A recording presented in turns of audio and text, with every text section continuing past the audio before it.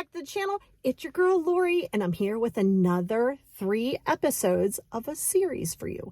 And that series is going to be dismantling, okay? Dismantling who you think you were or who you think you are.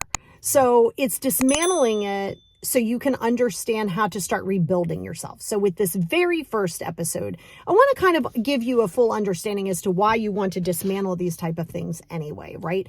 Not everything. You don't want to dismantle everything. If you've taken some things and you feel like, oh my God, this feels so good in my soul. This is who I am. Like, I'm a big animal girl, right? So always have been. So I don't want to dismantle that piece of it, but I'll give you some like real life examples over these next 3 episodes of like my own stuff too. Right. And you'll see more of it in the book. But one thing about dismantling for me was the religious sector. Now I'm not asking you, I'm not interested in this being like, which religion's the best? Oh my God, I'm not interested in that. And nor should you be. I'm giving you my example of it. And I have a podcast on religious trauma you should listen to if in fact you feel like that was a thing. But growing up for me, it created more anxiety, right? There was this heavy fear of God, or fear of if I did this, it was wrong. And if I did that, it was wrong. And a lot of manipulation within both the church and within families of like, my family and, you got to do this. This is the right way. This is the wrong way. Oh my gosh. You want to talk about drive me like crazy and feel like, oh my gosh, well, I better feel this way. I have to, it's like very like, you must feel this way. You must do this. You must do that. And while, I think that there's certain moral compasses that you have to subscribe to, you have to ask yourself what it is that you believe in. So for me, getting through that religious trauma piece doesn't mean that I have to, like, you have to ask yourself what it is that you believe in. Not what were you taught, not what did somebody say to you, not what did you learn. We know, you had no choice but to learn whatever it was, right? But you have to ask yourself, because I was raised Southern Baptist, I don't practice it. It's not my jam. I practice more of a Buddhist lifestyle, and Buddhism is not a religion. And it just really resonates with me. And it took me some time, and I take a little bit of like other things too. I have some of the Christianity in me, and I have some of this. I'm lucky because I work with people of all different religions. So I was able to take a little bit of this, a little bit of that, and make it my own and make it comfortable for me, where I didn't feel animosity based on a spiritual connection, or I didn't feel obligated based on a spiritual connection. So that's just an example of what that would look like to start saying, like, what do I believe in? Right? So you got to have a spiritual center. I don't care if you believe in like this pen. If you're like, this is my Mecca, then let this pin be your Mecca. But believe in something, right? So you got to get clear on what it is.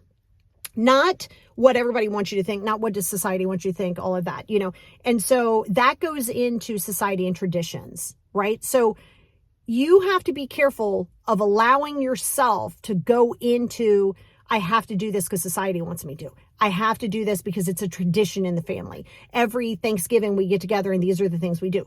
Great if you like them. If you're like, and not every day it's not all going to be over the top, like, woo, this is amazing.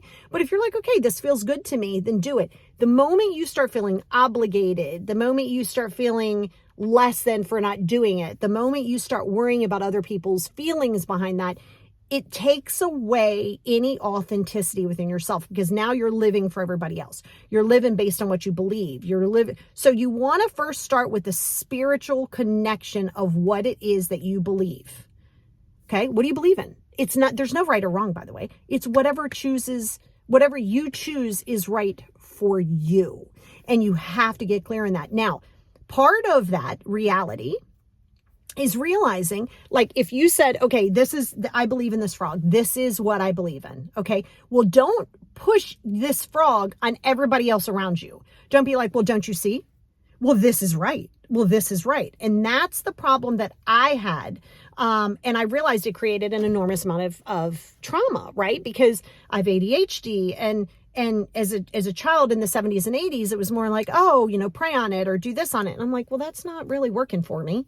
Right? Like I don't, you don't really know. And so you can still have a relationship. If you believe in God, you can still have a relationship with God. Just do so in your own way that feels good to you. Now, if other people are disappointed in it, that's a them issue. This is part of the problem when it comes to identifying who you are. What is it that you believe in about yourself? What is it that you believe about society or your surroundings? What do you believe? But realize that is just you. Right? So this is where, like I said, from me, this right here is just me saying, it's like, oh, well, you have to do this because this is what we do as a family. You have to do this because this is expected of you. Well, what do you mean? We are family. Well, we are family does not mean we are family. You must deal with everything I do with you because we're family. And this is what I believe in. And you'll find a lot of times, you have to be careful not to let yourself do this, is, well, if my kids do this, right? Say kids, teenage kids, adult kids do this, it's a reflection of me. No, it isn't. You're making that about you. They have their own lives. You can't make somebody live this perfect life, this life in which is what's going to make society look at it and be like, oh, they really have it together. Why are we worried about that? Because nobody in society has it together. We have it a little bit more contained. Well, let's say we have it together. Okay. So you have to get clear first and foremost of what you believe. So good exercise is to really say, what beliefs were you given? Like, what did your mom say? What did your pastor say? What did this person say? What is it that you were told? What have you been made to believe now about anything? But it's got to be spiritual. This is the spiritual connection. Right? You have to have mind, body, spirit. They are all collective to make a full whole. Mind, body, spirit.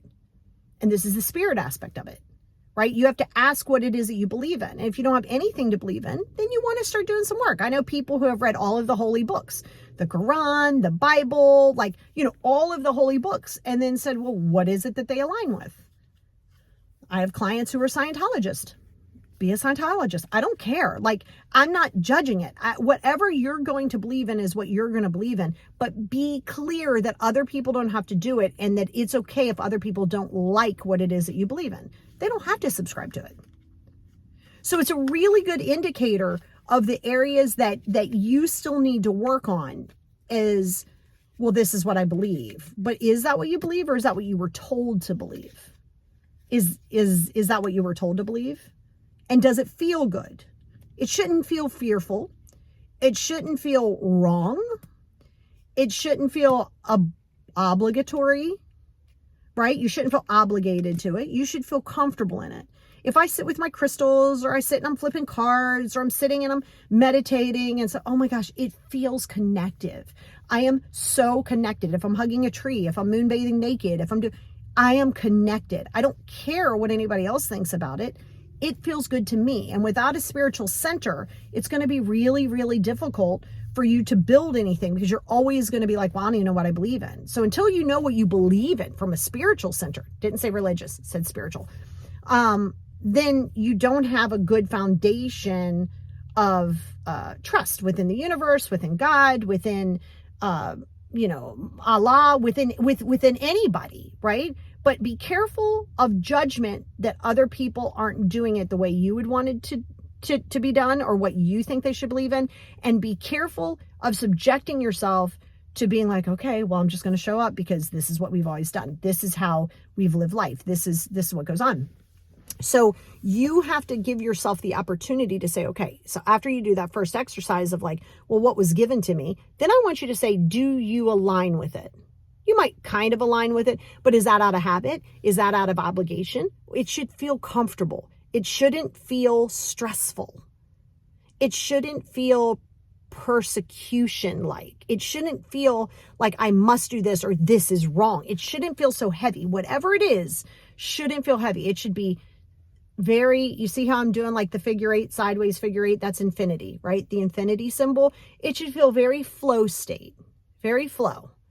Right? You're not always going to be on top of the game, but it's going to be very flow. It shouldn't feel stressful and with all of this animosity. So you have to be careful, because the moment you start looking and saying, well, this person shouldn't believe this or that, then we know that whatever it is really doesn't align with you.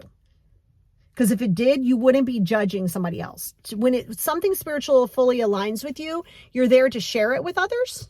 That's great. Share away, but you're not shoving it down somebody's throat. And you're not allowing it to be shoved down your throat. So that's going to be your first step, is figuring out what it is that you align with spiritually. right? You're not looking for the approval of society. You're not looking for approval of the traditions. You're not looking for that. So once you get clear on that, now you have a foundation to start working towards, because when you have a higher power, a higher source in which you believe in, it gives you hope. It gives you strength. It gives you a place of safety. So you have to have that in order to move to the next step.